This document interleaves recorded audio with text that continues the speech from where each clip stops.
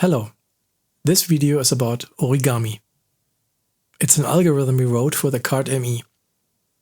But we also have the possibility to load it into Ableton Live, and you can figure out if it's something for you by either watching this video or trying it out for yourself. It is a triple wave folder. For simplicity, I will use these two Döpfer VCOs that I have in Softube Modular. One of them is outputting a sine wave, and one of them is outputting a square wave.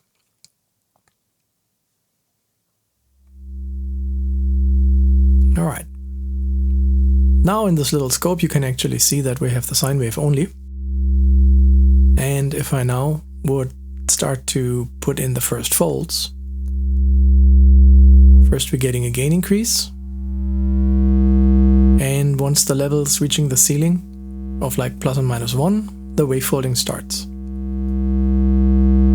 You can add a second round of folds to the first one. And now we're getting these interesting squiggly lines. The third round of wave folding is asymmetric. So that means that the left and the right side has different intensities. And this LFO down here is animating it, and we're generating a very nice stereo effect with that. One problem of most wave folders is that the level that you put in is normally not when the wave folding will happen. So we introduced something called ceiling, and you can see this little white line coming now up and down. And once this hits the level of the input audio, the wave folding is happening much sooner. Let me simplify this a little bit. Okay, so now here's our ceiling. And if I apply the folding now, you get all the intensity of the folds, but you're not getting this drastic level increase that normally would happen.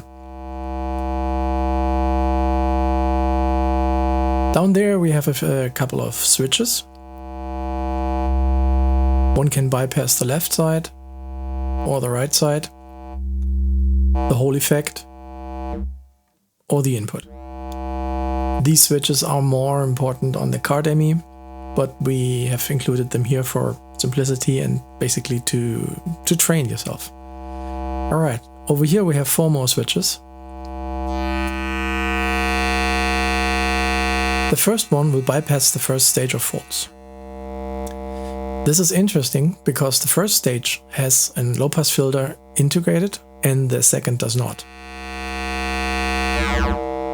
So if we would only use secondary folds, we can still add this filter. So we're now getting a more smooth folding. In some cases, if you would use a sine wave on one side and you would use more like a pulse wave on the other side, you would get digital artifacts, because if you fold a pulse on itself, there's not anything left to fold. That is why the filter option is there. What also can be done is that the two input signals can be mixed together. So now you can see the left and the right side are processing this in a different way. Alright, that's basically it. I will leave the link in the description. If you would like to try it out, feel free. And if you would like to install it on your card ME, the links in the description how to do that are on our homepage. Bye bye.